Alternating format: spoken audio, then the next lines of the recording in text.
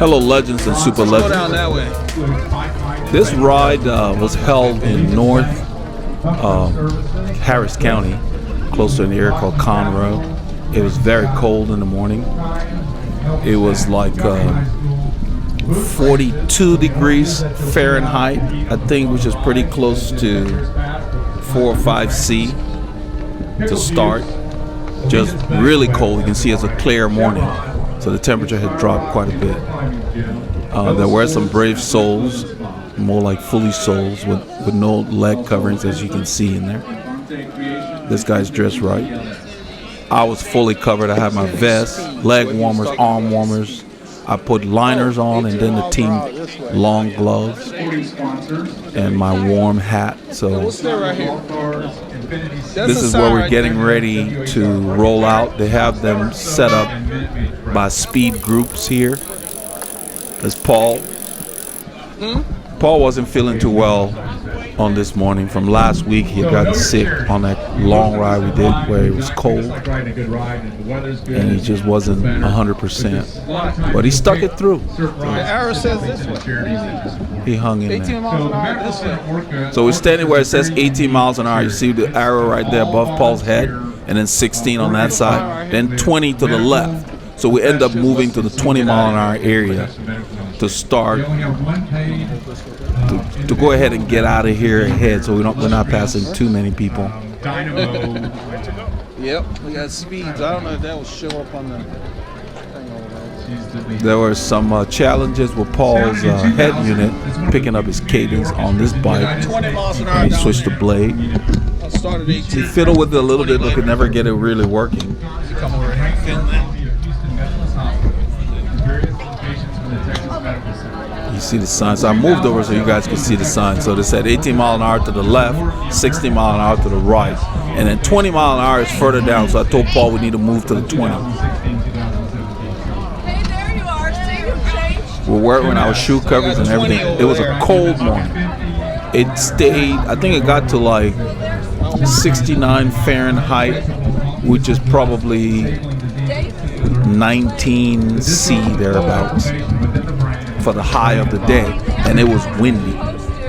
And you'll see evidence of it. I've got some spots in there I'm going to point out. The wind literally was blowing people out of their normal line. I had to lean into the wind in a lot of areas.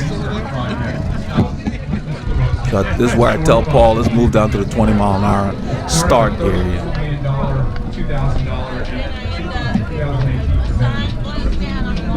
The ride was well organized. It was a big parking lot. They accommodated everybody. It's an athletic facility for the school district here, and they had restrooms and everything with hot water. So it was just great. You know, we got there about 6 in the morning, an hour and a half before the event. We already had our packet, so we didn't need to get in line to get that. But it gave us a chance to use the restrooms. You can see I'm going to the porta potty there. Even though I'd used the restroom several times, because it was so cold, I had been drinking all week, you know, just to stay hydrated. And so I peed like 4 times before this event. I had to go use the restroom. And the lines were longer later in the morning, so I just used the porta potty right here before taking off. This is the fastest start group here. I'm using the porta potty, and Paul's holding the camera here. It's a good turnout. These are some of the riders here are using this ride as preparation for the MS 150 that comes up in 2 weeks, around the end of April.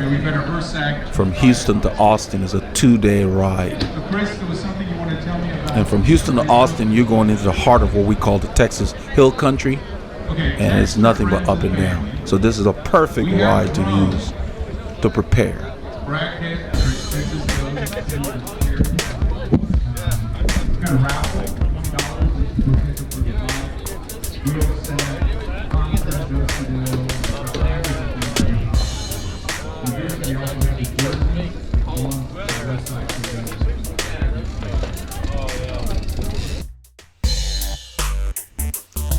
So the route on this ride started out from downtown Montgomery and we headed out to an area called Richards. At this point of the ride here, the hills are coming thick and fast. There's a rest stop in Richards, and then you continue to a place called Apollonia, where they had the steepest pitch on the route. We ended up in Anderson and going out to Irwin and then on to Piedmont. They had some Strava KOMs out there. Very windy out in Piedmont, and you'll see the footage. I mean, people got blown around, a lot of hills. Came back to Anderson, a lot of hills coming away from Anderson back towards town. We had to hit Richards and go back to Apollonia. We didn't end up in Anderson. There's a cutoff right there on the map you see. That was for the people that were doing the 101 miles, 162 kilometers. After that, coming back to Richards and heading back down Bethel Road to 1097. Lots of hills all the way. Very challenging route, very challenging day, very breezy, cold and breezy. Ended up 19C for a high thereabouts. We head out here. This is the start. To let people kind of roll out. We're in the first group that's rolling out. To let people go, and then they staggered the release time. They held groups back and left gaps between the groups. For that speed sensor. Yeah, okay. So we're talking about Paul's speed and cadence thing we're trying to set up. He never got it working. But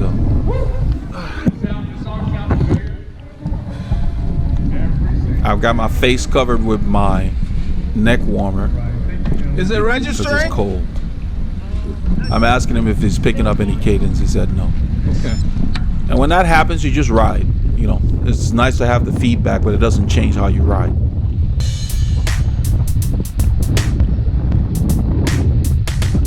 So this point in the ride, we're headed west. We're just kind of rolling out. And my plan was to try to just find a group that we could stay with, especially during the warm-up period. But as we got into the ride, Paul and I kept getting separated. He just wasn't firing today. He said it was cold. He just didn't feel like his body was there. You know, he doesn't care for the cold that much, but I think he was still feeling the ill effects from getting the chills last Saturday after the ride, where the temperature kept dropping. So even though we made good time on this ride, we kind of rode below our expected pace. So there are several times we got separated, and once I found out early in the ride, I waited, and then certain times I would just ride ahead and wait at the rest stops, and we'd hook back up. We ended up seeing Alan is on this ride here, as well as Christian. So we rode with Christian for a while. I was feeling fine on the ride as usual. I mean, my body was ready to perform. I had rested Friday and Saturday. I had trained through Thursday.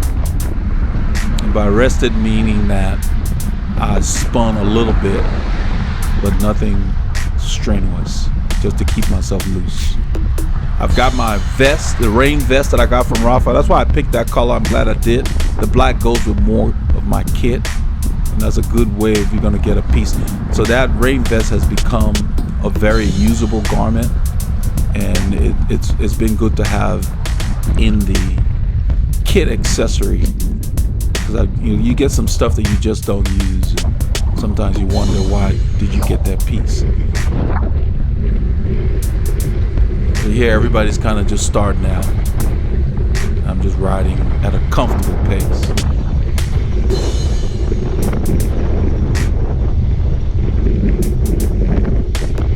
This ride ended up having a lot of what I call experienced riders versus what you find in the MS-150. In the MS-150, there was a tendency to come across a lot of people who looked like they didn't do a whole lot of riding outside, and they would change lines without looking, that kind of stuff. But on this ride, there seemed to be a good amount of experienced riders. I go around these guys here just gonna hold our pace. You can hear the wind. It's there. I don't really worry about it, other than on this ride it was literally blowing us around. On this bike this week, I had been messing around with different chains, and I put KMC chain on there, and I just wasn't happy with it, how it made it with the Shimano rear cluster. There was a lot of popping noises. I couldn't get it dialed in, and so I switched to Shimano 11-speed chain, which just seems to work better. I guess it's just better to match the drivetrain. But I'd heard good things about KMC. It was my first try of that product, and it just would not shift very well. There's always one or two cogs where it seemed to always be off center, and then when you put the power down, it would pop. And I just didn't care for that. We got our orange shoe covers working because it's cold this morning, and all I did was I put liners on my fingers and slipped those team gloves over it. So I was very comfortable the entire day with my kid. Paul's talking about getting warmed up. At this point, we don't really know how he's feeling, so it's really hard to tell.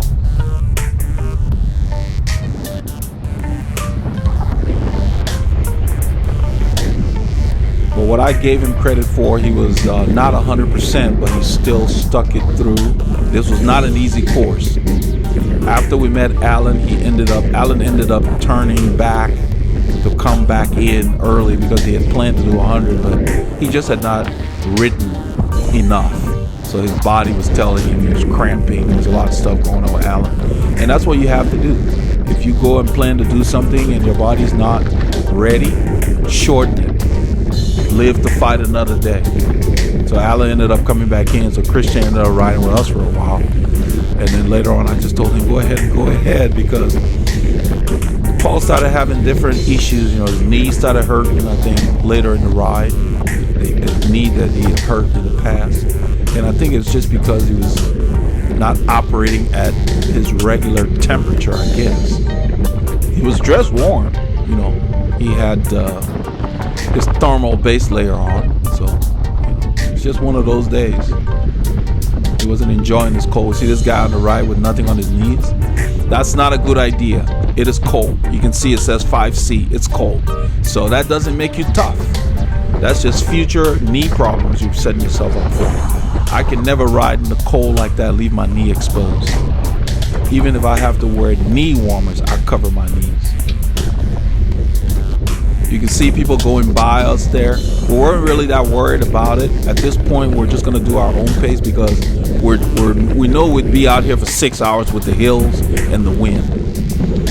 We ended up finishing this ride in 6 hours and 8 minutes, which was very good because Paul was not feeling 100%. Listen to that wind.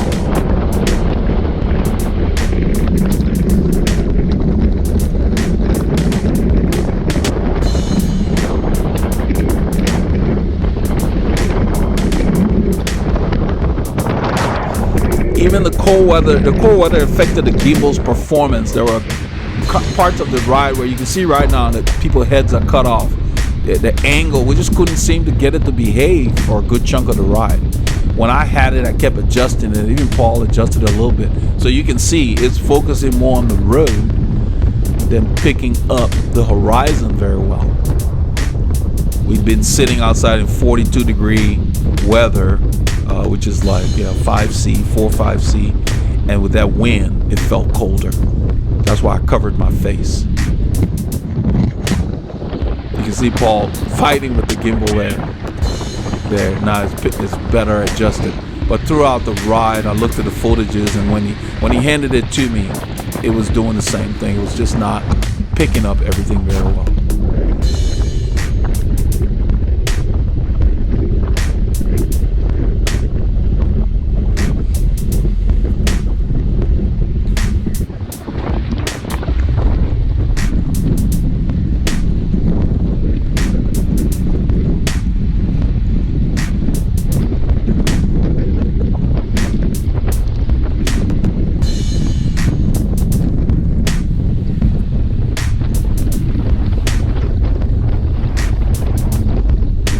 I've ridden long enough to where I can ride with most groups. We had planned to latch on to a group, but early on, every group we try to hook up with, Paul just wasn't warmed up. He wasn't ready. This is 15, let's see, 6 minutes into the ride there. It's kind of early.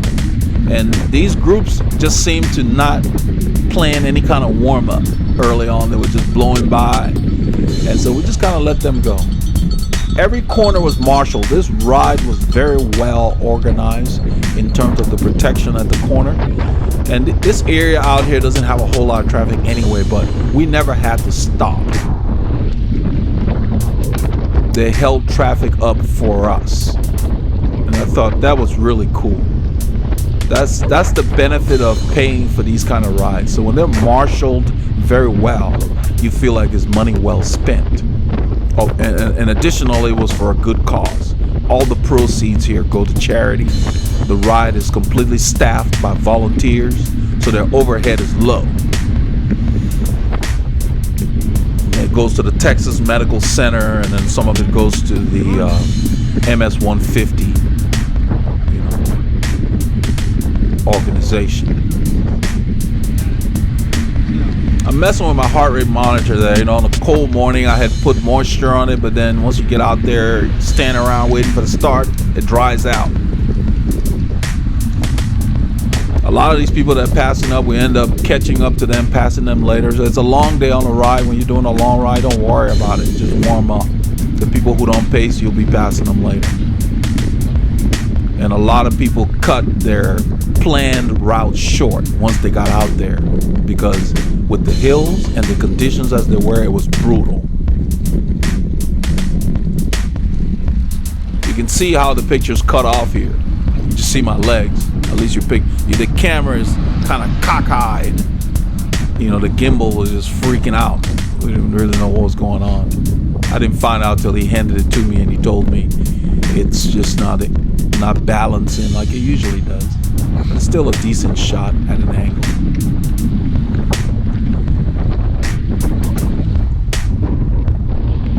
At this point, we have not tried to really hook up with a group per se.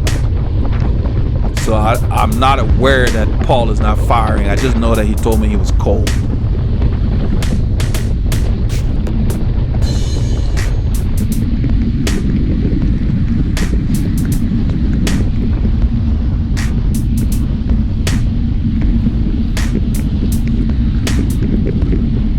I think somewhere around here I start to reach for food. I don't know if it's right here, but I end up, I have a bunch of gels. I had like 4 or 5 gels on me.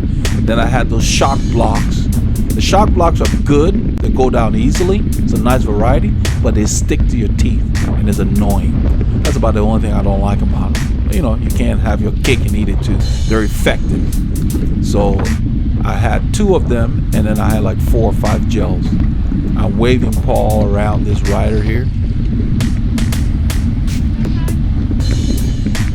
I don't bother saying on your left, and I've said that before. If people look like they know what they're doing and not in my way, they're not moving around weaving, I don't say anything. I give them room and go by. It's just not necessary. And when I'm riding, when people come by and say on your left, I just ignore them. I'm here, I'm in my spot. 2 objects cannot occupy the same space. So as long as you don't impede my progress or interfere with me, I don't really care what you're doing. So I don't bother with that.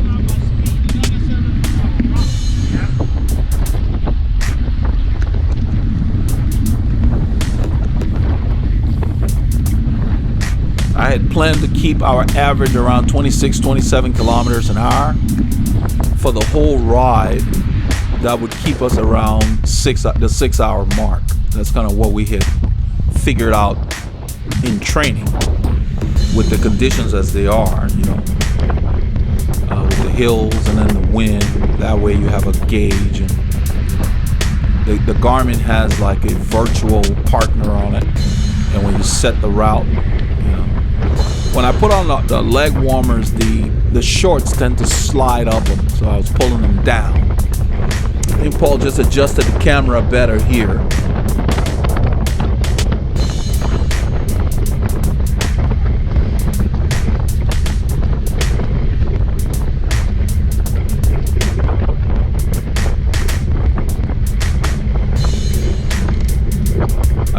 shift here as the road goes up.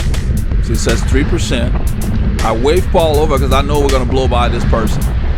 Because I could tell by their cadence they were not faring well. A lot of people have a tendency to, it's almost like they forget or don't want to shift as the road goes up. You shift. That's why you shift when they say shift early. Shift so you can be in a gear that you can handle. Don't wait till you get bogged down. Shift so you can ride the climb. We weren't going that fast, but we went around that person because they were over geared.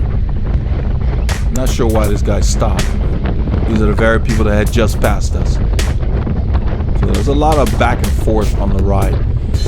We don't hit every stop normally, and the guys, you will see Alan and them come by later, they tend to hit every stop. We don't do that. We only stop when we need to.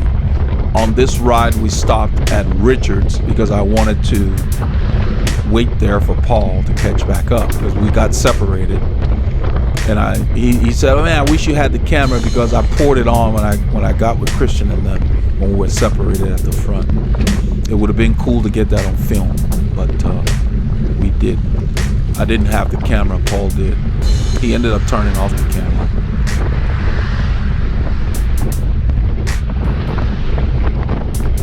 You can look at my cadence, 96 hours. I'm not in a big gear. I don't know what I'm in, but I rode most of this ride in a small chainring. With the winds and the hills, there was no point to it. I kept it in the 36, and I have a 1228 on the bike.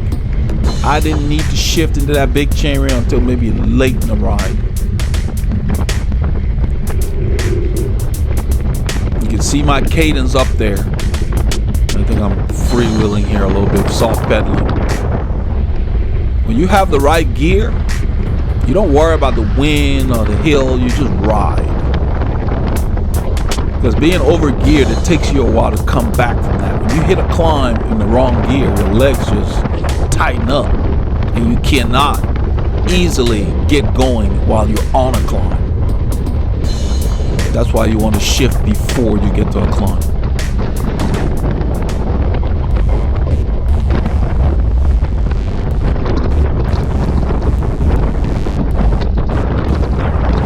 We're moving here at a good clip. You can see almost 40K.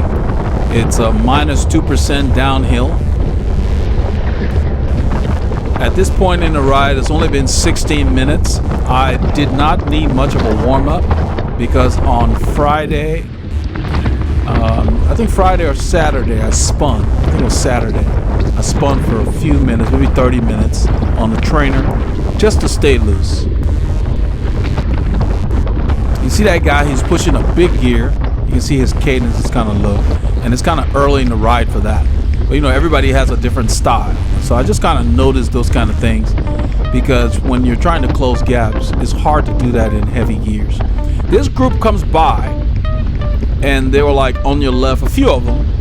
But I decided, I think I told Paul, let's try to stay with these guys. Because we're right before, we're going to be turning soon. This is where we're going across the lake. And you can see the camera is, the gimbal's acting weird now. The images are a little less lined up with the horizon. But I decided to stay with these guys. It's a good sized group.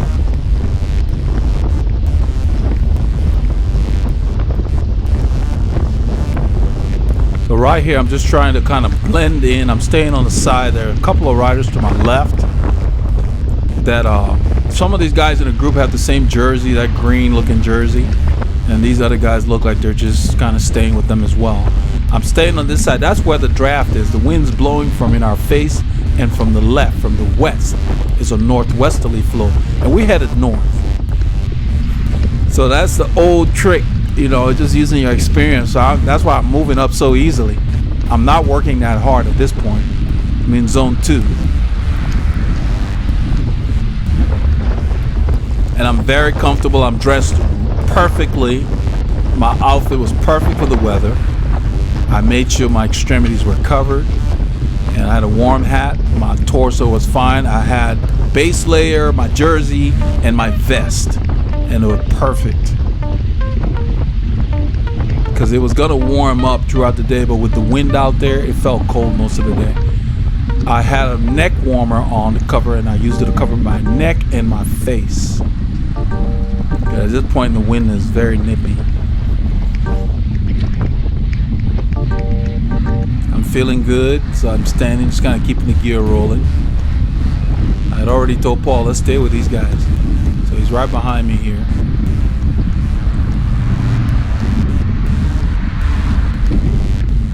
I think in a little while, Paul ends up adjusting the camera at some point.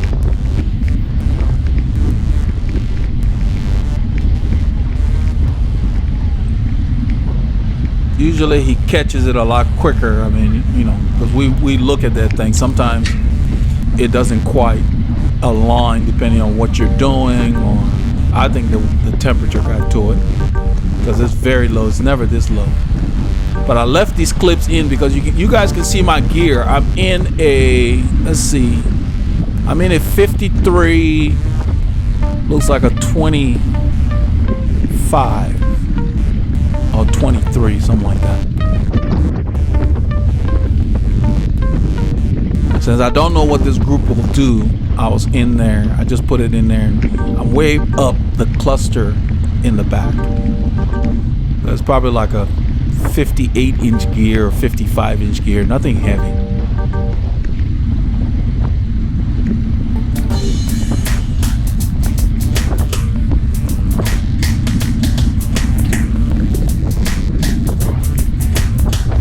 So I plan to just shadow this group because I can save my energy from being in the wind while I'm warming up.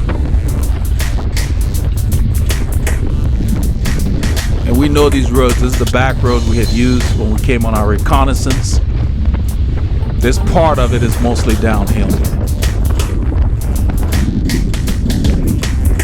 You notice I left a gap because I want to be able to see around these guys. The road's very choppy, you see all the holes. Somebody came out and put paint around them to make them stand out, but when the road's like that, you don't want to follow too close, and you want to make sure you can see around the riders. So I'm staying slightly to the right because the wind's coming from the left and in our face. And I'm just staying right a little to the right so I can see. And so I'm watching everything.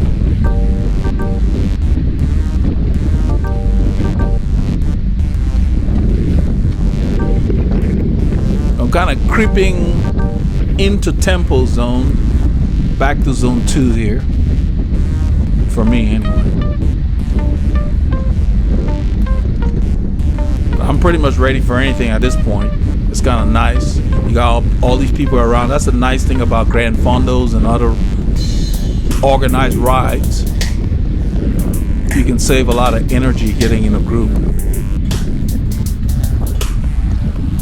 So even though we're still warming up with the group, I can sit in at a faster speed and be in a low zone. I'm in zone 2 and we're doing 27 kilometers an hour. It's somewhat downhill, but we're gonna hit a few rollers soon.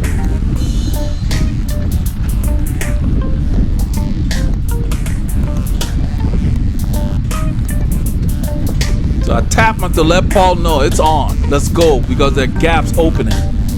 That's why I tap myself to let him know.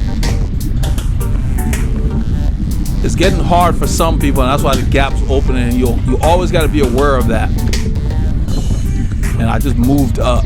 And he's got a big gap here.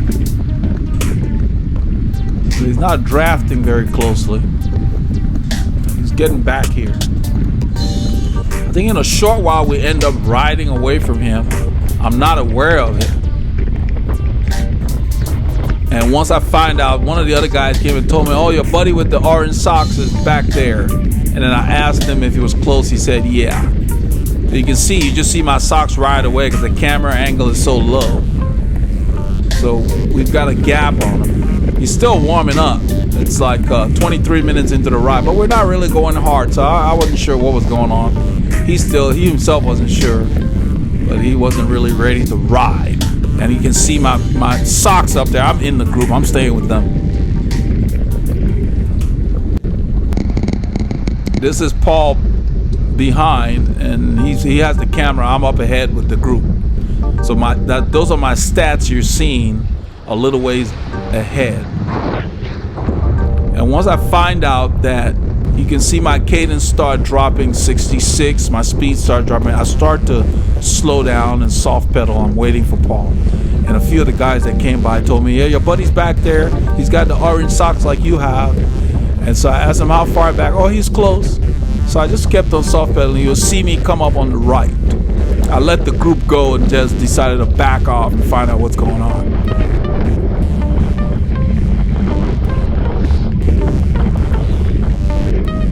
So Paul knows to just ride with it himself. I mean, he's still trying to warm up, so he's staying with whoever is near the pace he wants to hold at this point. I'm up there in front of that guy in the white. I'm the second rider the third rider from this guy. I'm in front of that guy. So Paul goes around this guy here, and I'm on the right there. I'm basically waiting. The road starts to go up. I stand to kind of keep my gear rolling, but I'm not putting a lot of force in the pedals. You can see I'm doing 19, 20 kilometers an hour. I'm waiting for him to find out what's going on. Here I am.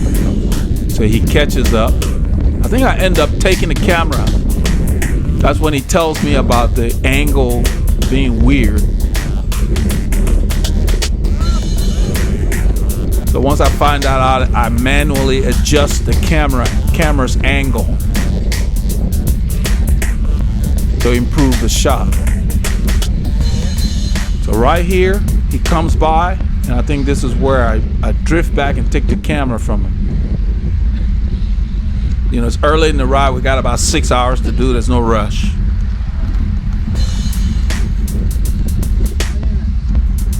But I fully expected him to be there because we really weren't going that hard. I think right here I take the camera.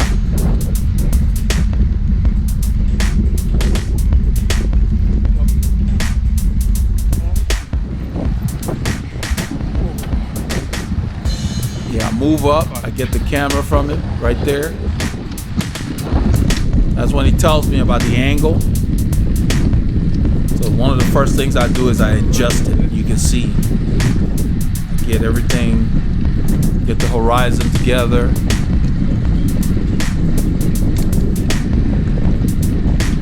So from this point forward, I don't think we had too many problems with that because I kept manually adjusting. As the day warmed up, it performed better. I'm not sure why it was having that problem because we've used the gimbal in cold weather before. It never did that, so it's just one of those days.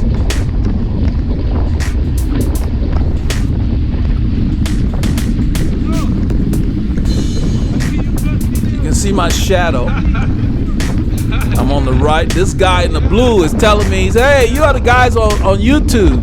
The guy on the blue with the M.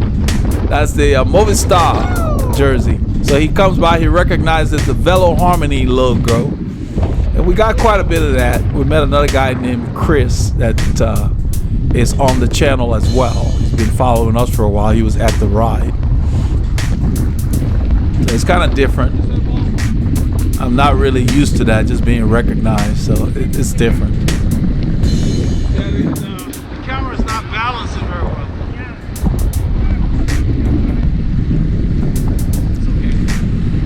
Yeah, for some reason the gimbal was acting up. So I don't know.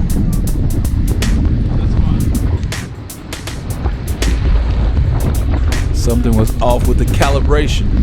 That happens. So I'm holding the camera. I'm riding with Paul. And we're talking about. I'm trying to find out what's going on because we're really not going hard. Right here, we're in zone 1. And I don't plan on riding in zone 1 for 6 hours. So. We got a left turn coming up here. These people ring the bell, get you excited. The turns were well managed. Come on, it's a nice little climb up there. So I remember this climb. This is where we had taken our health break when we came out here to a reconnaissance. A little cockeyed, but it's still fun. There's a climb after the curve.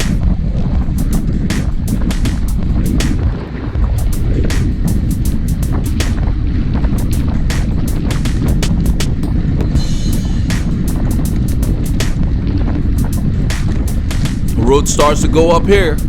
Now watch this guy in the red. He misjudged everything. Look at that. Look at that. We're not going very hard. 22 kilometers an hour. We just passed him like he's standing still. In the wrong gear. This climb is long. You can do that if the climb's short. Even if the climb's short, you need to be in a gear you can handle, get over the climb. He's not really getting a lot of power out. That's just torque. And it's just gonna strain his muscles. This guy's riding fine. He got good cadence, but you can see he doesn't like that saddle. He was scooting around. I see that a lot. He doesn't like where he's sitting on that saddle.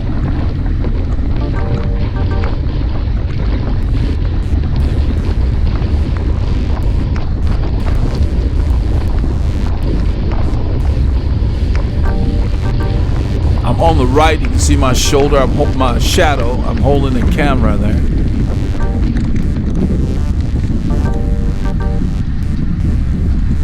I'm back into zone 2.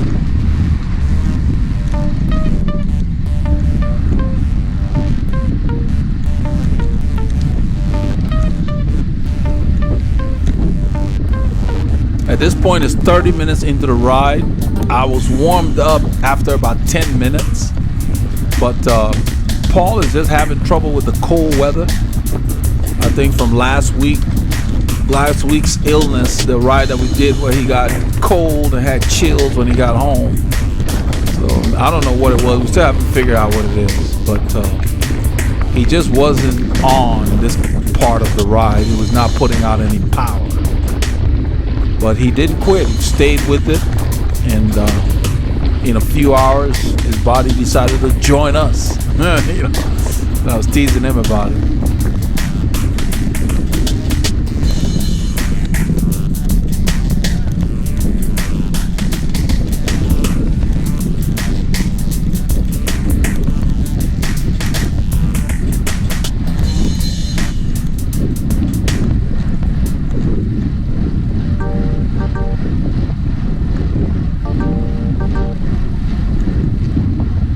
At this point, I'm just keeping my eye on Paul because he's not really warmed up. I can tell something's up, so I don't know. I figure we got a long day. I'll just keep him within range. But I noticed he was not drafting very closely, and I mentioned that to him several times throughout the ride. And then later on, he started drafting better. But it was like, because when you're struggling or you're not warmed up, you need to get in there and take advantage of the draft so you can save your energy and roll.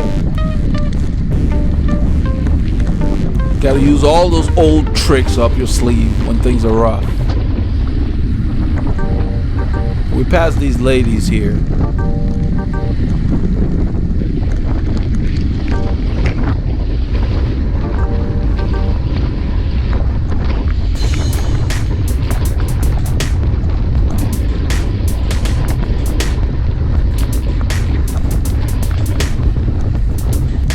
This is a nice road.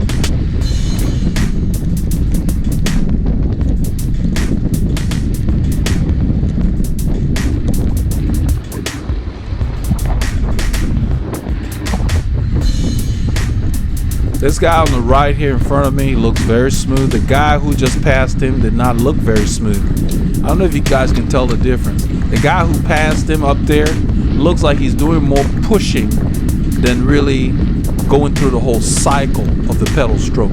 The guy just passed on the right I was talking about, his fit looks better. He's using all the phases better than that guy up there. So when you ride like that, like the guy up there, you're gonna get tired. Because the quadriceps are just one group. They can't do that for 5 hours. So this guy's spinning nicely.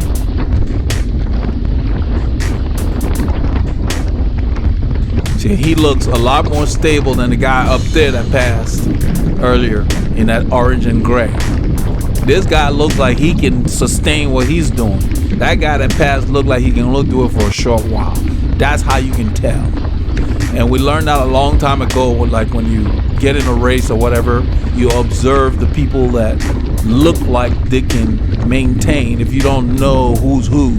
And those are the people you kind of try to stay close to so that when attacks occur, you go with those people. These two guys on the left, this guy on the right that I was talking about with the chartreuse, the yellow, he looks smoother than those two guys. Those guys' saddles look a little high. I wanted to point that out so you can tell when you guys are riding, you'll be able to tell yourself and maybe look at yourself in the mirror. If you're reaching down for the bottom of the stroke, you're just not within the right reach. You can't pull back, scrape, kick over smoothly. And that's when your torso tends to rock.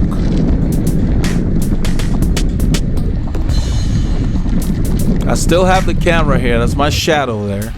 Come on, man. Paul's falling back.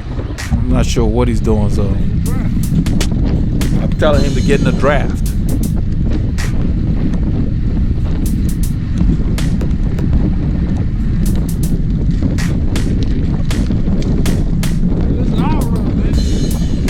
We built this place.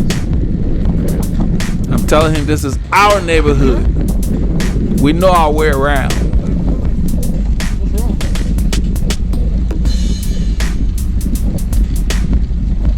Need to loosen up?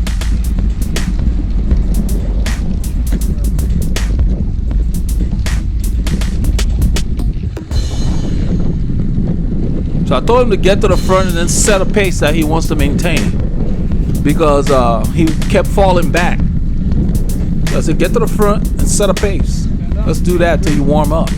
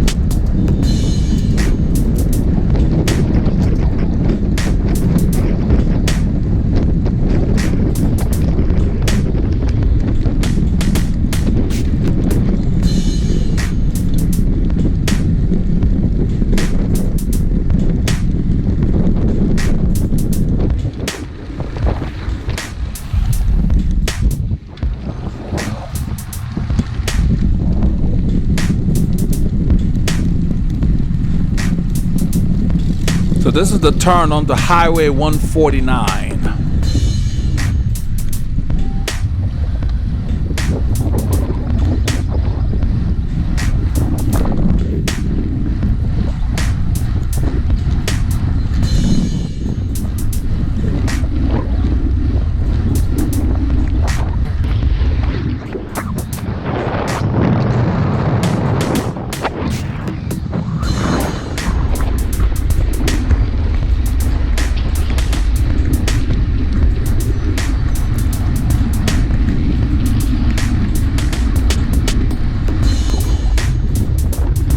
So at this point in the ride, this is where we normally kind of warm up, and we really should be going faster than this. So Alan, that's, yeah, right around here, I think I froze it. Alan and Christian, they're telling us good morning. Yeah, that's Christian there. That's Alan there. He's telling us to get a wheel. But at the pace they're going, I don't know if Paul's ready to do that pace. So I'm on their right here. You can see my handlebars. And I think I gave Paul the camera there. I told him let's stay with these guys. So that was the plan anyway.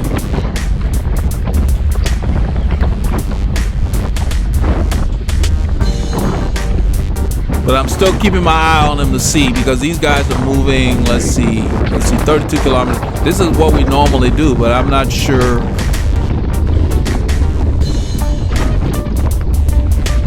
whether he's ready to go at this pace right now, because it's just cold. You hear the wind. The wind is coming from our left. We're headed kind of northwesterly, more north than west right now. So we're really going straight into the wind, but it's blustery and it's blowing. It's not one of those days where you can take your hands off the handlebars. And I'm so glad I wore my leg warmers, arm warmers, covered my face. My neck is covered. I'm comfortable. I'm ready to ride.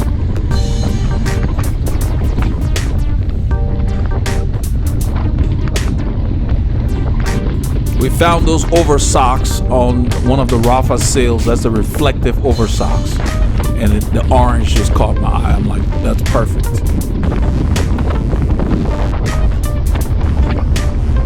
And they kept my feet nice and warm. So they may say 5C, but it feels like 3C with the wind. And you know, a few days earlier, it was in the 80s after that cold weekend. You know, so during the week it warms up. So right here we start to pull away from Paul, and I'm kind of surprised because really this is just tempo.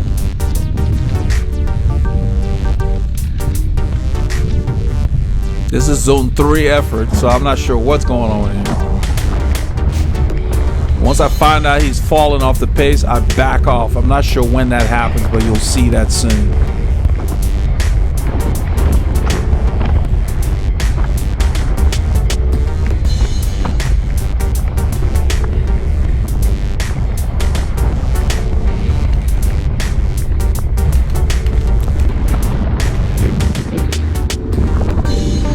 Because he and I had planned to film certain sections of the ride. I mean, we knew the route, so we wanted to film certain areas that were going to be more interesting with more action.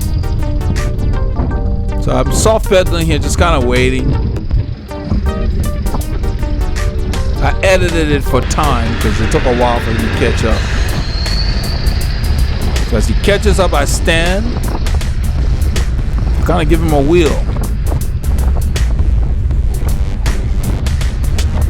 Get his body to join this ride, because we did the work. So I'm not sure what's going on, but I noticed that he just didn't have any power in his legs at this point in the ride. So even though he hung into the end, he still rode a little below what he normally rides at, but he still hung in there, and we still rode the way we had planned. Especially later, you'll see it. But at this point in the ride, I decided I'm going to just stay with him, because we're heading towards a town called Richards. And I figured that even if we got separated, I could at least wait for him at the rest stop.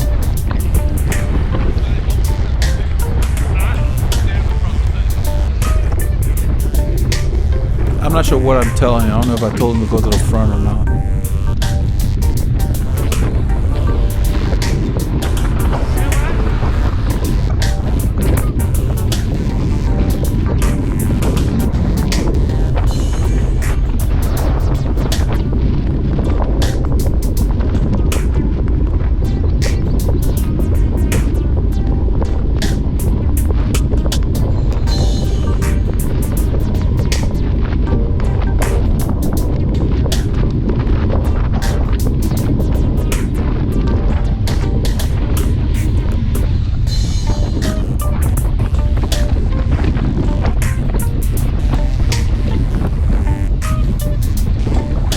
So as these groups go by, I'm looking for a group that we can just kind of latch onto and kind of ride with. I think I decided to get on these guys' wheel right here, hand Paul the camera.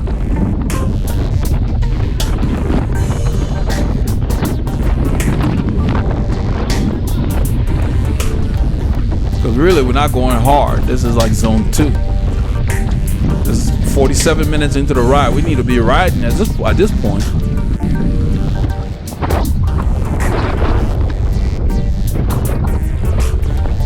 There's a lot of gravel on this side of the shoulder.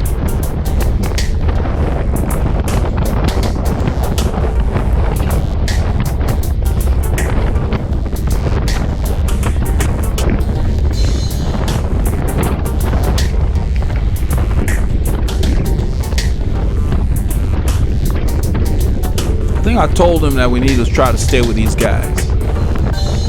So I kick up my cadence to get onto the train here.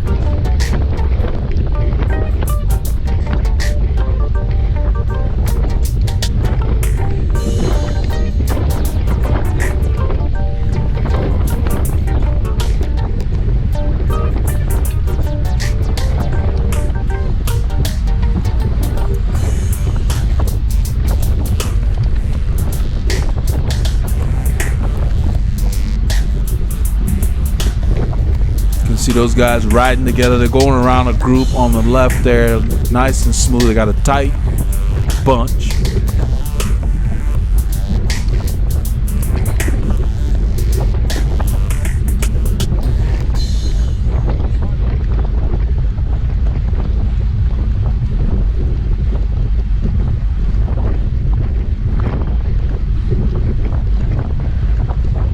So ordinarily I would be up there, but I noticed that every time the road goes up, Paul's struggling. It's like he had no power in his legs at this point. So I'm hanging back just to give him a wheel to hang on to.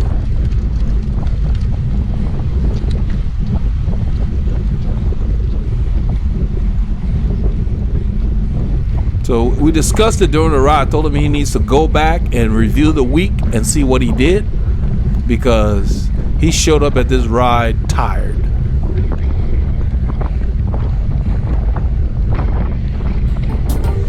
So I'm looking back and just kind of soft pedaling to give him a wheel because he's falling back.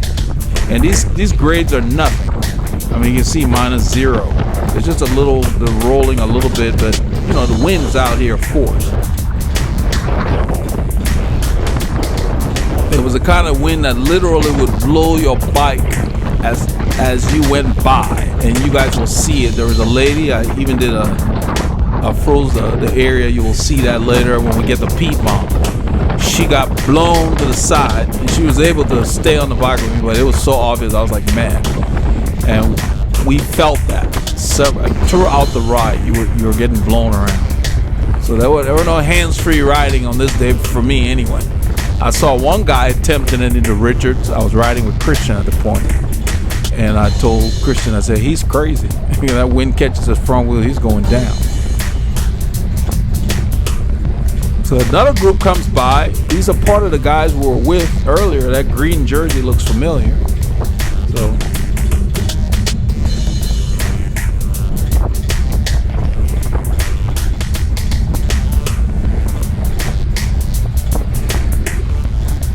So at this point here, Paul's falling back. I'm on those guys' wheel up there, because we're really not going hard. This is just zone 2 for me anyway. This is the zone we normally ride in all the time, warm up in. So I'm not sure what's going on. So I figure, okay, I'll just ride with the group up here and he'll catch up. I think I find out that he's off the pace. I don't know if it's after here I end up waiting for him. I literally stop to just find out what's going on, what he's doing.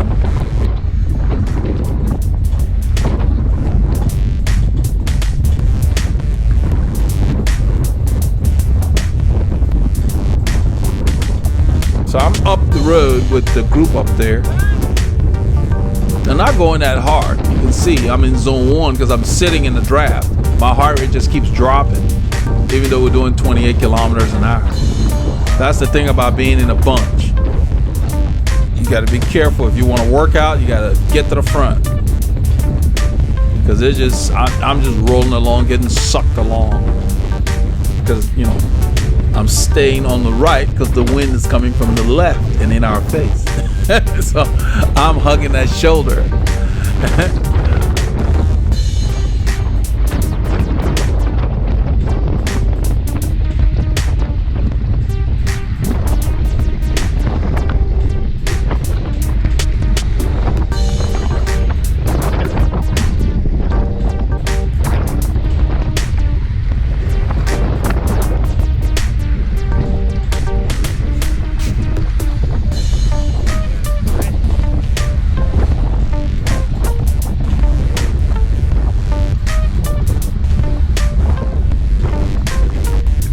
end up just drifting back through the group. See where I am? I'm just drifting back. That's an old trick.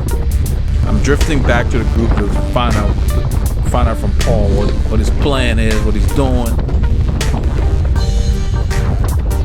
how he's feeling, you know.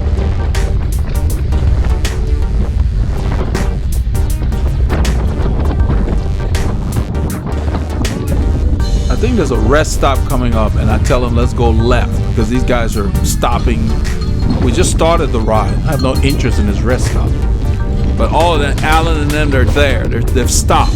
We just continue to ride. That's Alan standing there in the UMC yellow outfit. So we passed. They stopped at every stop. Alan ended up cutting the ride short. He just could not handle the distance. He had not prepared for it. So Paul and I here, we continue.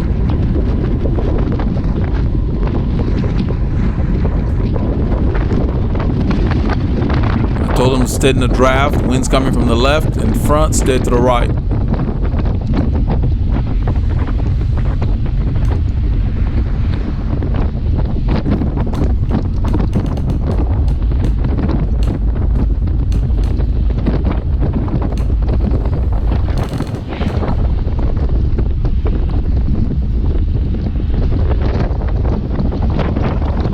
You hear that wind? The wind was out there the entire day. Even more, I think, than the day Paul and I rode our long route into New Waverly. I think more so. It was just there. The wind does not bother me much. I think it's psychological more than anything. I welcome the wind because it causes somebody who's not focused to quit. Because the wind is relentless. It's not like a climb where you can climb and go downhill. So I welcome the wind. I like the wind, rain. I like tough conditions, heat. I like it hot. Because the tougher the ride, that's when I excel. When it's hard for everybody, that's when I like to make moves. So the road goes up a little bit at 1%, 2%. And as soon as I put power to the pedal, let's see, zoom 2, you can see the gap opening. So I know Paul's not firing. Something's off.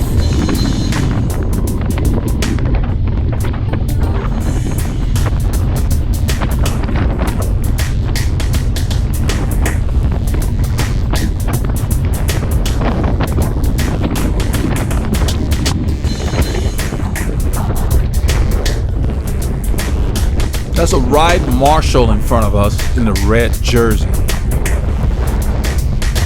They worked with the ride, the organization, to just make sure any cyclists that are having mechanicals or any issues, so they ride amongst us and they offer assistance to anybody who needs it. And that was kind of neat. I end up sitting behind him for a bit. You see Paul's shadow, he's behind me there. He really needs to be closer. He's not close enough. He's catching a lot of wind.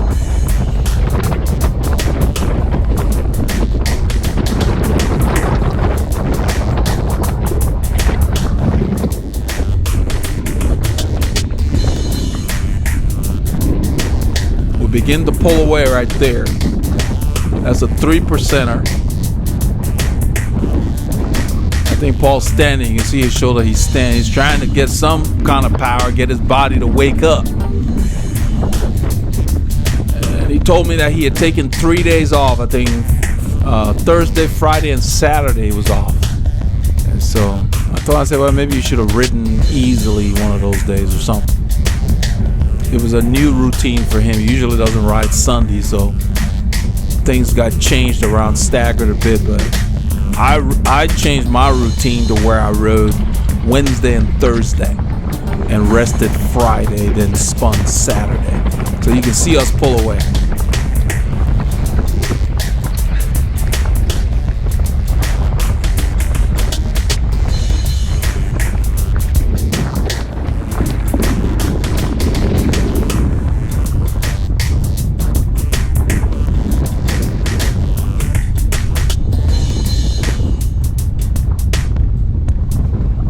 know that he knows the route. We've written out here. This is going to Richards. Once I realize he's way back, I'm not sure if it's on this section, but it's somewhere where I end up stopping on the side of one of the intersections at a road 1791. I think this is coming up. I end up waiting for him just to find out and let him know, you know, we're a few miles outside of Richards. And I think here Christian will come by from their rest stop that we passed. I think this is where they come by.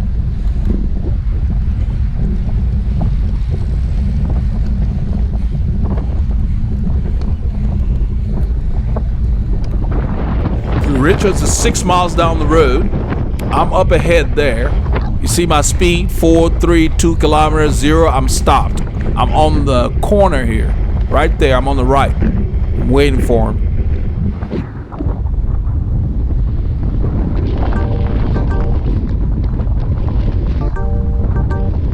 I'm not sure what we talked about. I don't know if I don't think I took the camera. I think I'm behind him here. This goes downhill. But I know that he knows where he is. So I figure, okay, if we get separated again, we'll just hook up at Richards. There's a rest stop there. I'm spinning a high cadence here to keep my legs loose because there are some nice climbs up ahead. They're long and challenging.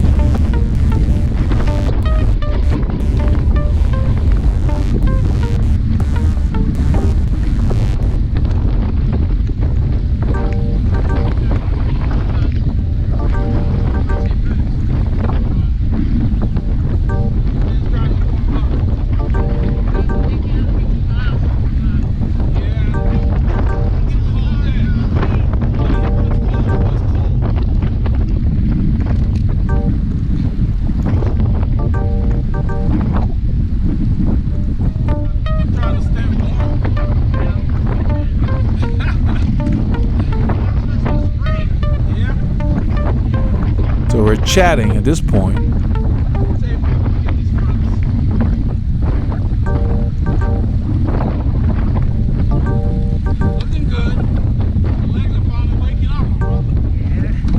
I'm telling Paul that he's looking good. Looks like his legs are finally waking up. He agrees. You know, he just had a hard time warming up today on this ride. 6C, you know, we're at 25C in the midweek. So it's just weird.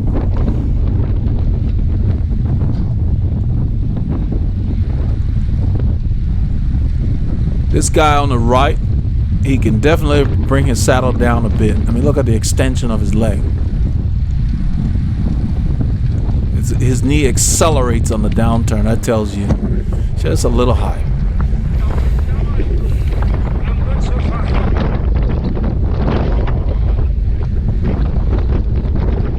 You can see his hips rock. It's not bad, you know, but those things, it's hard for me to miss. You know, it's what I do. So just kind of notice those and I don't say anything. See his leg fully extended, real tight. Doesn't need to be that tight. You need to look smooth on the bike, like you can do it all day. You hear that wind? Nobody wanted anything to do with this wind. It was out there. That bad boy it was there all day.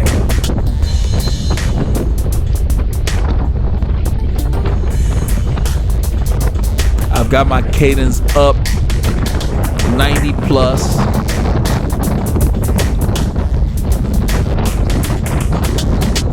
This is where we come to a road. I think that's the bypass road here, Walsh or whatever it is. That's a bypass. We're about 4 miles or so from Richards. There's a guy standing on that road we just passed. He was working on something. This marshal asked him if he was okay. He said, yeah. He ends up coming and passing us. And then I decided to play with him. But at that point, I'm out of camera range. I think this is where we get separated. And in a little while, Paul's still running the camera. I think Christian comes by. He looks at Paul. I saw that when I was editing the clips. I'm up the road. I figure Rich is down the road. I want to get a workout a little bit here. I'm warmed up. I will point out the guy I'm talking about that was standing by the roadside. That's that guy who I think his saddle may be a little high. Looks a little like he's reaching. It could be just the way he rides. It's hard to tell. That's why you got to measure. Seeing is just one part of it. So Paul's down here. I'm up ahead. I'm up the road. That's Alan right there. Christian's on the left looking at Paul. In the numbers, yeah. Christian looks at Paul. I'm sure they talk to him. So they end up catching up to us. I'm about maybe 6-7 riders up. So when they catch up to us, there's a guy. I wish the camera was there because we really started going. The guy who was standing by the road started coming back around. They were coming past, then slow down, and I just launched an attack from miles out, several big climbs, long climbs, and just kept the effort high. It ended up just being 4 of us. That guy, Alan, myself, and Christian. From that whole group you see, the 4 of us rode off into Richards alone. It was hot and heavy. So after that, then Paul said, well, you know, you should have the camera. And this till later in the ride. I just kept the camera. So at Richards, we were grouped. And then this here is in Piedmont, outside of Anderson. We're headed into Piedmont. They have a lot of climbs. They have a KOM out here. It is windy. As my wife said, that's all get out. Just windy. And so I'm going to show you just the impact of the wind. At this point, Paul starts to find his legs. 2 hours and 40 minutes into the ride, his body finally decided to start riding. So he's sitting up here with these guys. There's a triathlete up there in white. I don't know if he's a triathlete. He's on a time trial bike, the guy in the white. I came around, you know, the pace was kind of slow, 21 kilometers an hour. I mean, this was the new section that Paul and I saw, so I knew this area. This is where we wanted to make up time.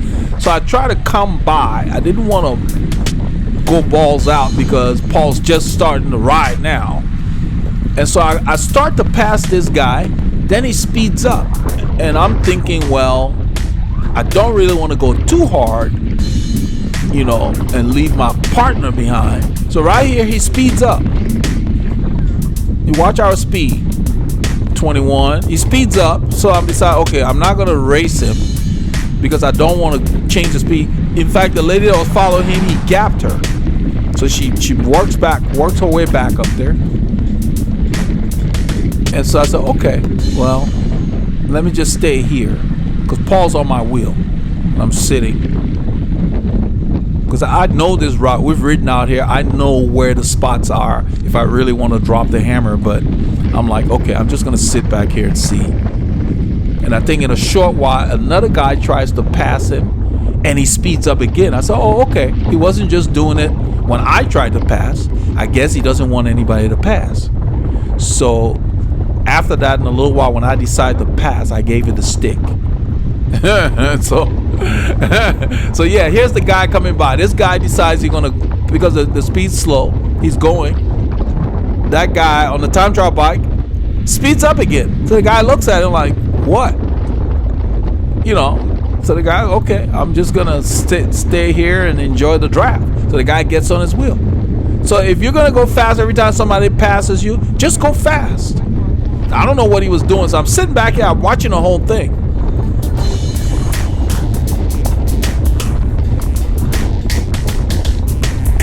And I know this road, so I'm not worried about it. I'm waiting till it gets hard.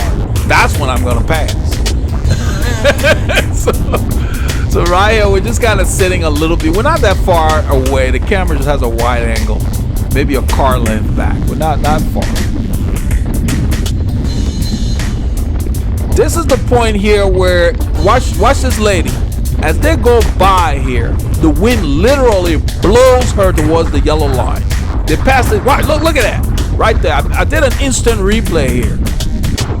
Watch. Look. Yeah. She gets blown to the yellow line. See her jacket? I mean, the wind is just... So that's when, you know me, I know it's hard now. I like to do stuff when it's hard for everybody. And my buddy's finally awoken. And so I'm like, okay, we can ride.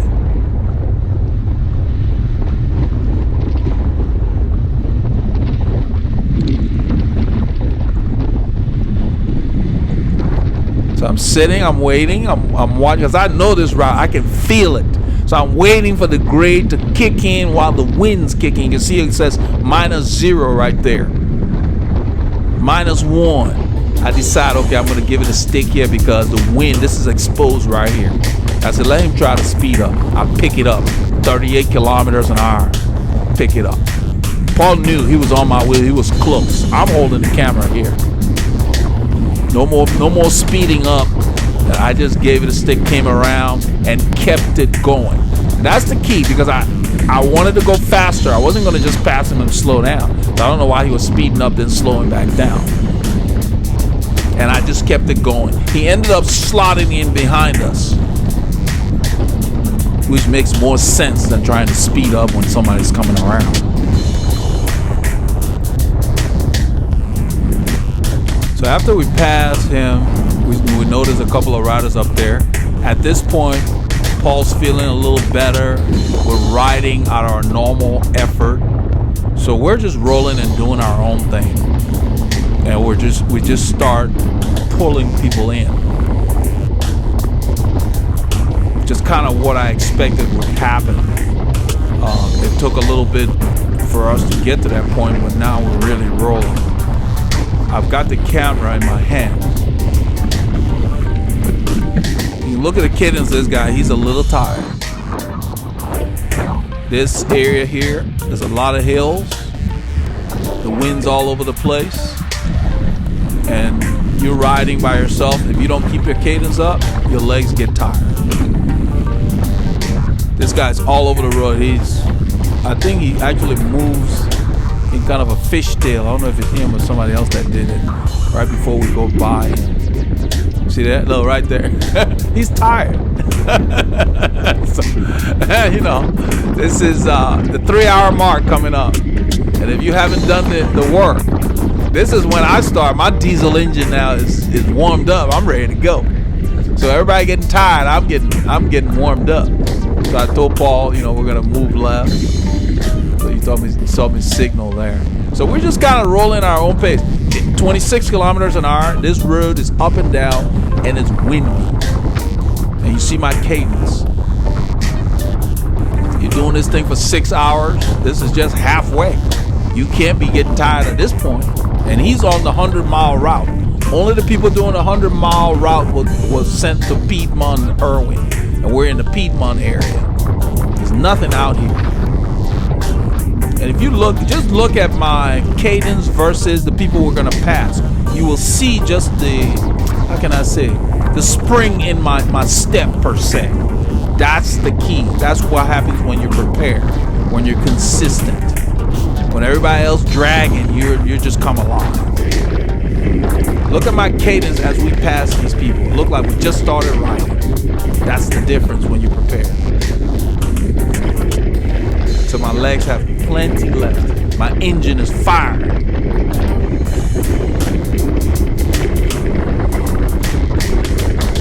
We go by here. There's another group up here.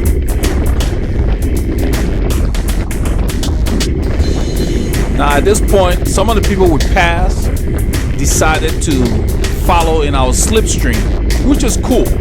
I will show that in a little bit. But when we really continue to hit the hills, the group disintegrated. They could not hold the pace. They could go for a little while at our pace, but they just didn't have the endurance. That's the key. You guys see us riding all the time. We don't kill ourselves. But when it's time to go, we can go. So we come around this person here. As we pass these people, Paul is sitting on my left. I think at this point the wind favors is probably coming from the right more than anything, because I told him, I said, you need to find the draft and you need to use it because we're riding. And you can see how much, you see how close he is to me now? Because we're going at our pace. And this is like the top of zone 2 for me. So we're passing people at my endurance pace. This is what I talk about all the time. When you prepare yourself, your effort in the kind of work you can do in each zone will go up over time. So the work that I'm putting out in my zone 2 will equate to somebody's zone 5, and we'll show you later another guy down the road that tries to keep up with us, and I even did a freeze frame where you will see his face. So that's the joy of training properly. When you train properly, your lower zones are higher than other people who are not as fit. In their higher zone, they can't even compete with your endurance pace. So we're passing people here at zone 2 effort.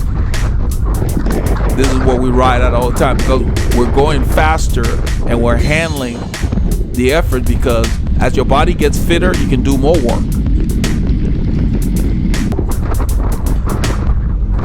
So I'm riding in zone 2 knowing that I got plenty left and just making sure that I keep my effort consistent. That's the key. I'm not racing anybody. I'm just riding at a pace that I know I can sustain for pretty much all day. You see the guy in front of us? Look at his cadence. It's going slower and slower. It's hard when the wind's blowing and you got this kind of terrain that's up and down, and you don't keep your cadence fluid. It wears you down. I'm messing with the camera because it's just not. Now you see behind us, we've picked up a following. People we've passed, which makes sense. That's what you should do. And down the road, some guy tried to pass us back after the group thins out, which I will point out that's not what you want to do. What they're doing is what you want to do. You ride with people who can hold the pace, and the pace is comfortable. Because when you're in the draft, you're not working as hard. Because I'm catching the wind, they're not. So we passed this guy. He really should shift down a bit and get his cadence up. Just your legs just work so much more efficiently. Looked like he was pedaling in the 60s there, I'm guessing. Find the draft and stay there. That's why I'm telling Paul, I said find the draft and stay there. See behind us? We got a following.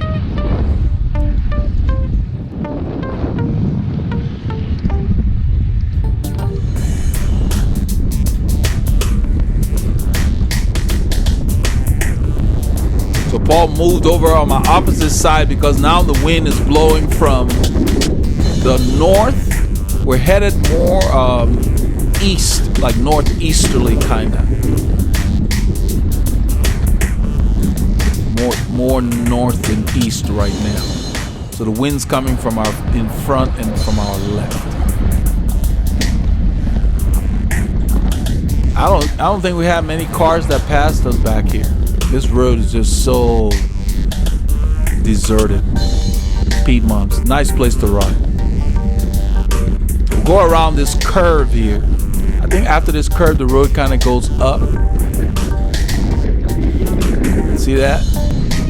It goes up. You feel it because it's already tough because it's exposed and the wind's blowing, and then you get the grade. That's why Paul is on my side. The wind's coming more from the side than anything. So he's warmed up a bit, but I don't think he was like his old self today. I think he just had an off day. He's going to try to figure out what he did during the week that wore him out, but he came to the ride tired. But he stuck it through. That's what gets you through. When you're having a rough day and you stick it through, it takes you to another level once you recover.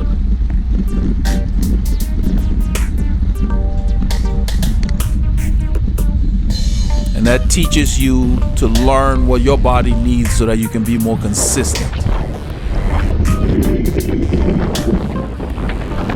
In a little while, Frozy here to show you how many people we got following us. The group kind of swelled behind us as we passed people. So 1, 2, 3. It looks like 5 people following us. But then shortly after that, I wasn't really keeping up with it. Shortly after that, there was nobody there. I mean, as the road got to where we were getting a lot of rollers and some steep pitches, and then with the wind, it fell off the pace. And I think there's another shot where you can see them further behind. There's a guy up there that I noticed. We're just riding at our pace. We're picking up people back here because this is just prairie and rolling hills. Nowhere to hide. There are no stop signs, nothing. There's 40 kilometers of just open country. Up and down, twisty, turning, I edited some of this for time, but look at this road. Look, right after that curve, it goes up. So all these areas here was like a ride of attrition. And the people behind us just could not sustain the effort we were doing. I mean, I'm staying in zone 2. I kept the effort the same. They just could not hold that.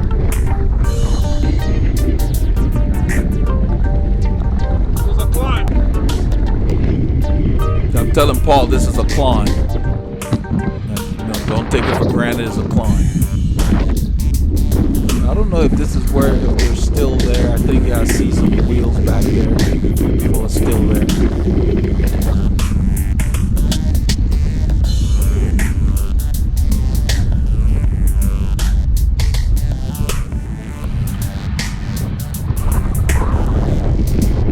I'm not really paying attention to them. I moved the camera back instead of just filming the front. We start to reel this guy in. This road is going up here and it's curving. And if you watch, I don't think I let my cadence go much below 80 for any appreciable amount of time. And I think I end up kicking it up a little bit, maybe after here. So I'm keeping my cadence 80 to like 100, even though I'm climbing. And if you look ahead, you see that guy in front of him, there's another climb there. Paul is anchored on this proper spot for the draft. So what's happening is like an echelon. The other people behind there are not as protected as he is. He's on my hip, and that's where the draft is. So you can save a lot of energy. So you can ride with somebody who's going harder and not have to expend as much energy. And since he's having an off day per se, I told him to draft even better. This guy is with the ride. He's one of the marshals.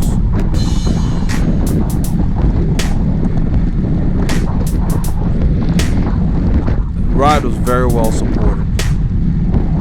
He's going around making sure everybody's okay. At this point here, we're in a flat area. The wind is there. We've got 3 hours left on the ride. That's how I ride. I know I'm looking at how much time I've got left. I'm not that concerned about just this moment. That's why the effort is fairly reasonable.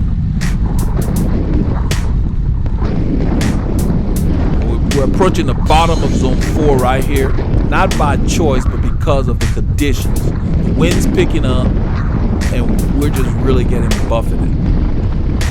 I kept the volume down as much as possible so you can't really hear too much, but it's there. It is blowing. And we're just coming up to this guy. And this is the guy who I'll use as an example here to show what you should not do.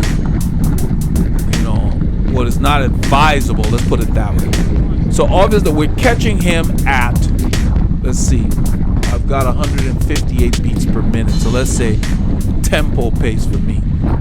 We're catching him at tempo, zone 2 to tempo, let's say. My effort is going up because the wind is picking up. And that's why we're catching it. The wind and the hills, you make up a lot of ground. Look at his cadence.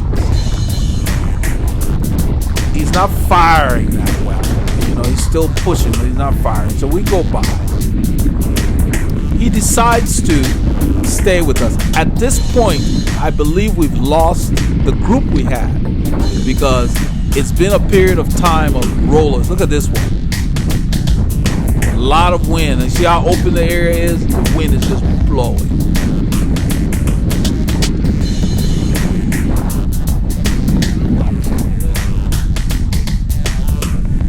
It may not register much. It might say 1% or something, but it's a little more than that. We're already up. And you see right there, look how far back those other guys are. This guy is closer to us. We just passed him.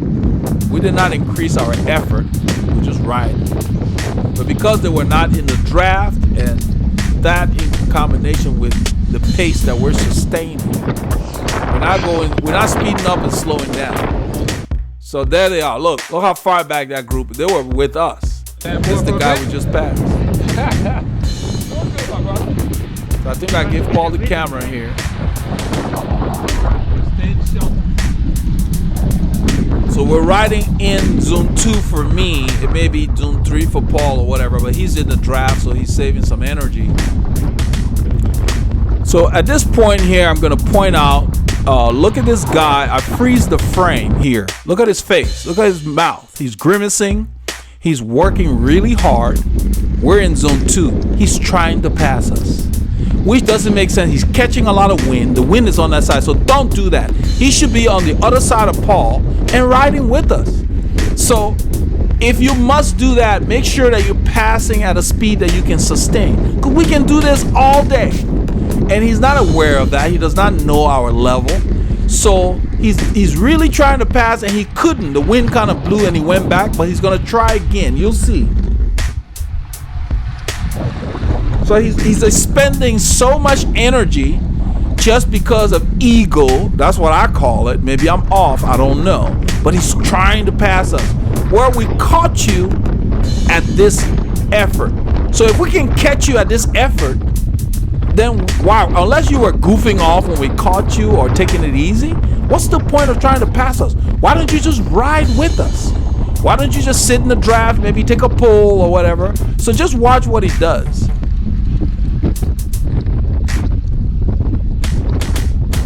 And these are the things you don't want to do. There's no point to it.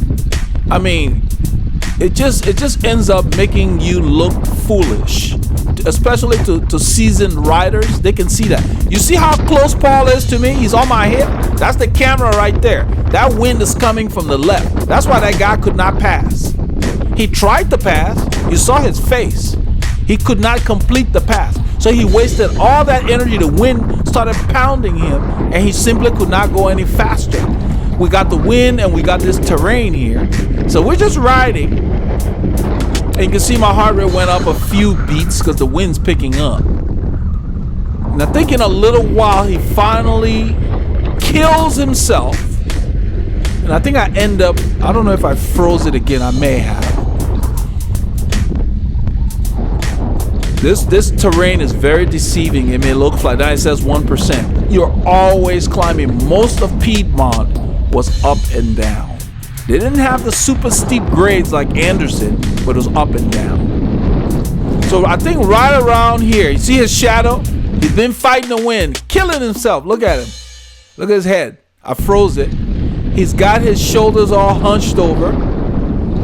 And he comes by, watch. He gives everything he has. And look at his cadence. It's kind of low, so he can't really sustain that. Listen to that wind. He passes us in the wind.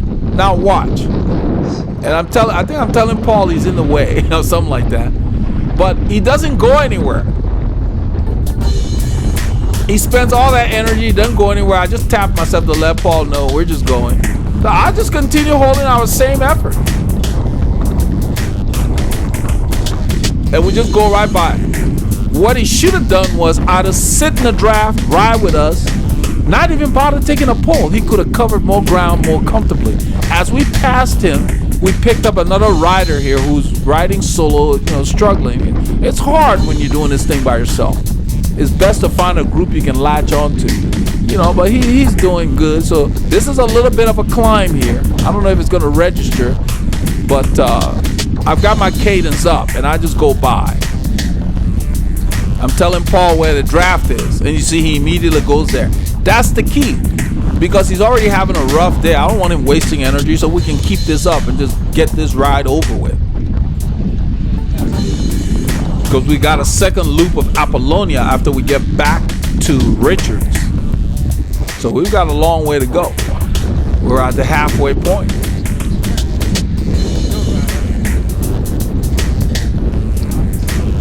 So right here where Paul is, he's got the camera pointing to the side. He's in the draft. It's an echelon. That wind's blowing stiffly from the left. and that saves you a lot of energy. Because this road is so quiet, we can use a good chunk of it. So I'm kind of in the middle of the road, so he has plenty of room to sit there. That's what you're looking at. And that guy he never could pass again. I don't know how far he was behind us, but we never saw him again. We just kept riding. I did not really pay him much mind. I use that as an example to point out to you guys, you know, you're riding, just do your own thing. If you're gonna ride with somebody, sit in the draft first, get to feel what they're doing, and then decide if they're going too slow or if they're okay and you want to work with them. Get to the front and pull with the group. Because what he did, he just wasted a lot of energy. He just ended up being in our way.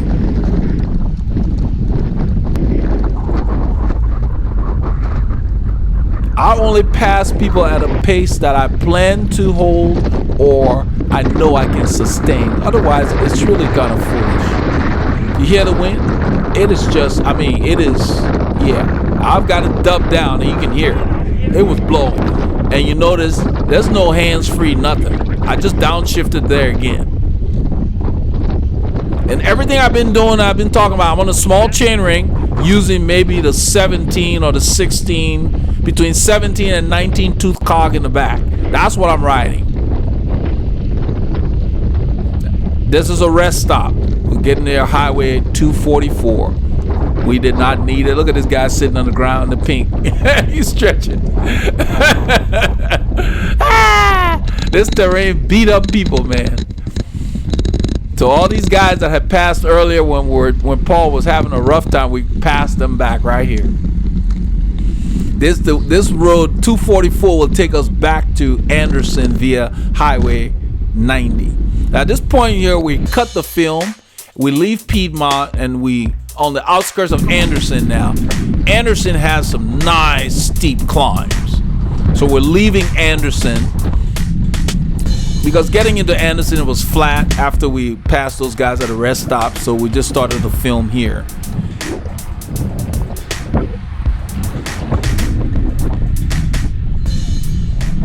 And right here, I think I told Paul I was going to try to catch up to these guys up here just to stretch my legs a little bit. I was feeling good. I figured I would increase my effort, but he could just hold his pace and we would catch back up so that he didn't have to expend any more energy than was necessary. So right here, I start to pick up my effort. This guy his chain came off. He was downshifting. That's another thing. You're riding a hilly race, you got to make sure your shifting is adjusted properly. You don't want to drop a chain. So I'm just rolling up and catching up people here. I think I'm out of the saddle at this point. When I'm not going really fast. You can see my cadence, 63. I'm standing and muscling like a 36 16 or something like that. This is a serious grade. It says 3%. It's more than that. Now I jumped to 4. It's going back between 3 and 5. I think it's more than 5 because it really bites. So I'm out of the saddle here, and I'm just muscling a big gear. I've pulled away from Paul, and he's holding his pace because my plan is to come up here, finish this climb because it's a KOM. I ended up setting a PR of 29 seconds. It was a KOM for this ride, and it's a Strava segment. So I wanted to just go over it as quickly as possible. And right around here, I think this is the crest of it.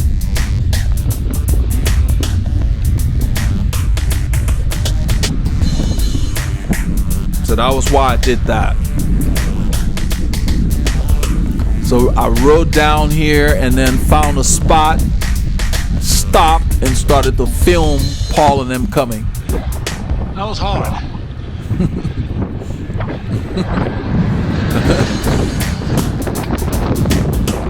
The funny thing about it was hard for my legs. My heart rate really didn't go up much because my cadence was relatively low since I was standing. So I ride up the road looking for a place where I could stop to film everybody coming because this is still a slight, it says -0, but it's flat to a slight grade. As you leave Anderson, there's a lot of climbs. I think it's right up here. I pull over across the road to the left.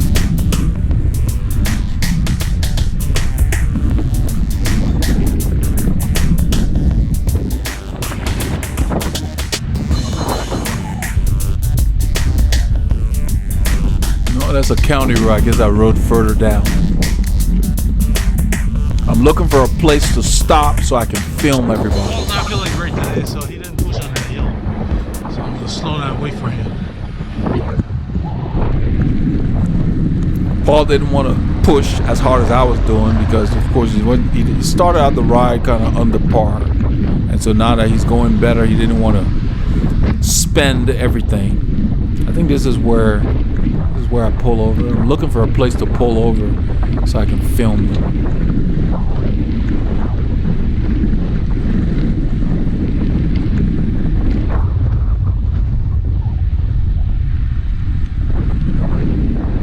It's here, pull over. Yeah. It's a little bit of gravel. It's not too bad.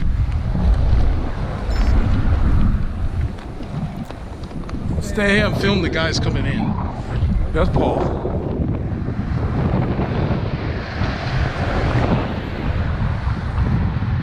So I'm waving Paul. He wanted to slow down. I told him keep going.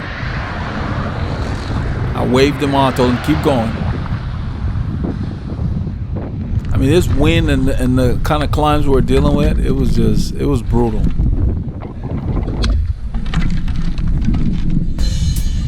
So I get on the highway. I figure this way I can get my work in as I chase back to Paul.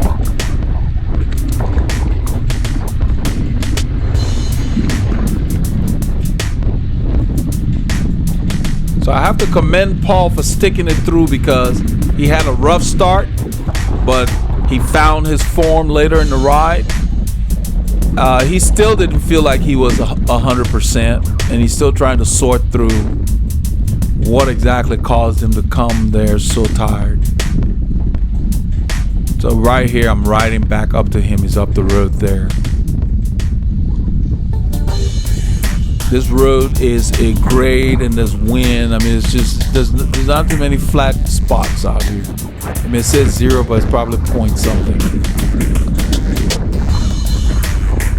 This ended up being the longest ride I've done this year and the most climbing I've done this year.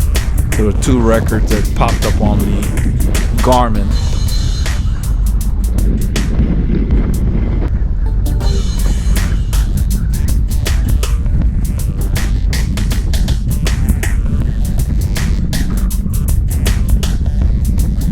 This is farm country out here, nothing but pasture.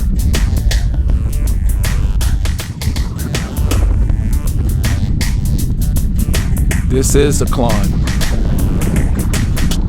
You see the guy's jersey blowing. I mean, that wind.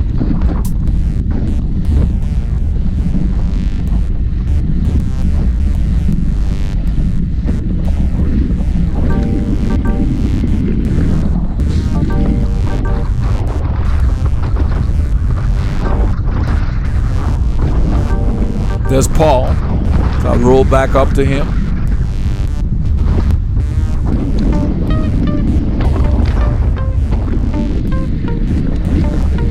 So the entire ride, besides the climbs, were battling gusty winds. Winds that would literally pull your bar away from you if you tried to do hands-free.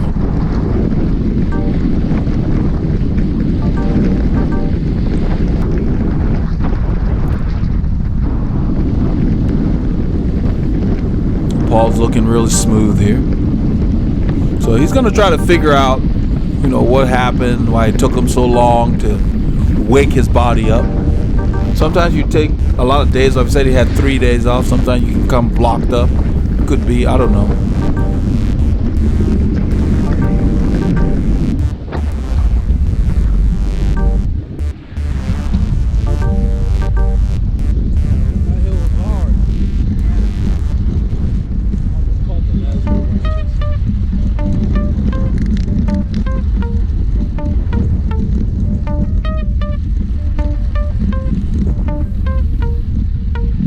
It's a 3% climb.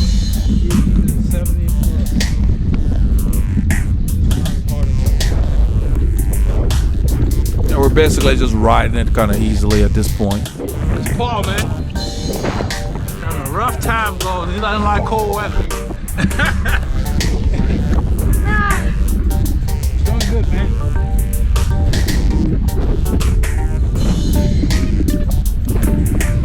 So we did the ride in 6 hours and 8 minutes thereabouts, with Paul having a slow start. So we know we can do it faster next time.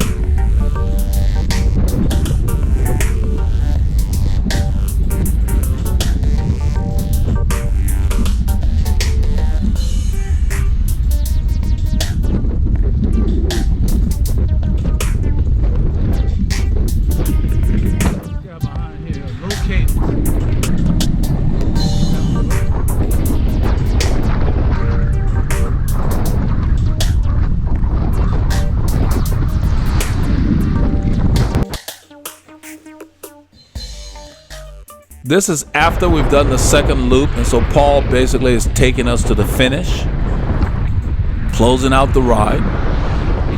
It was a very challenging ride. Besides the hills, the wind. You can see it's a clear day. That front blew Just in. turned into the stadium. Good ride, windy, hilly, tough conditions. And because it was so cold, my nose was running the whole time. You can see some of it dried, stuff dried on my nostril. When we got back to the truck, I cleaned up before we went to have lunch. But so Paul took us in, he hung through. At this point, the gimbal had run out of power.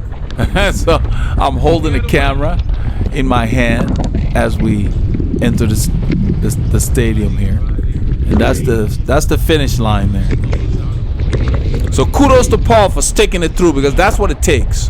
When adversity kicks in and you don't quit, that's what makes you tough, hard-nosed. So I was very, very proud of Paul's perseverance, because sometimes it's hard to know how your body is going to react. This time of year where we live, one day can be 25C, the next day 5C. So it's weird. In another month, it would just stay hot. The ride was tough because of the conditions. Lots of wind, as usual. I'm using the camera without the gimbal, so maybe a little shaky. We're back in the parking lot. The Rafa rain vest is what I'm wearing. That bad boy came in handy. I love it. Kept me warm. So it's got multiple purposes, not just for rain. I've managed to turn this thing on without the gimbal.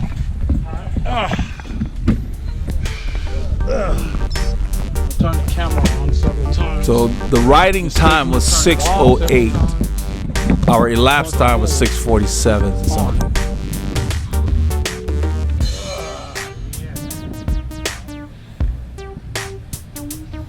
So I hope you all got a chance to get some K's in this weekend, but this is what we did.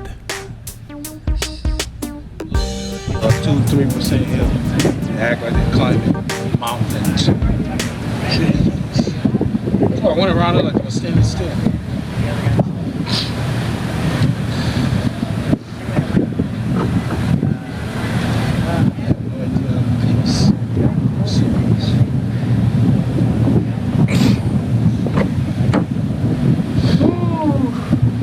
Well, you pulled, you got through it. I don't know what the hell's going on with you today. You have to figure that out. I'm gonna just take a long break, man. You need some rest. Yeah, I'm gonna take a long break.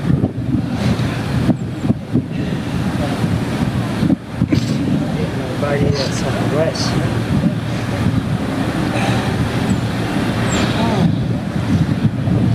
Yeah, Paul's legs were not firing today, but he finished the ride. Just see, he didn't seem to have any power. That wind in the hills will definitely demand.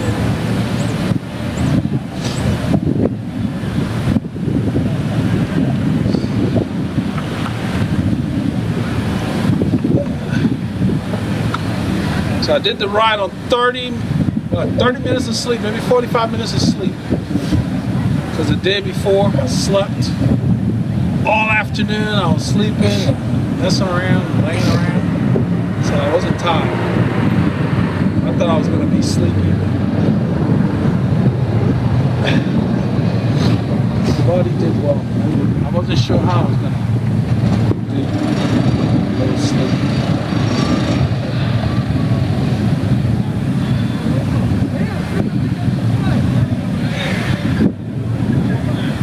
We did this thing in a little over 6 hours, man. How the heck it take us so long when it's just the two of us? Yeah. Take like an extra 45 minutes, I think. I guess we're back off. Yeah. Woo! Yeah, man, you stuck through it. I had to. On the ride, like train for it, I had to. You stuck through it, man. That's the key.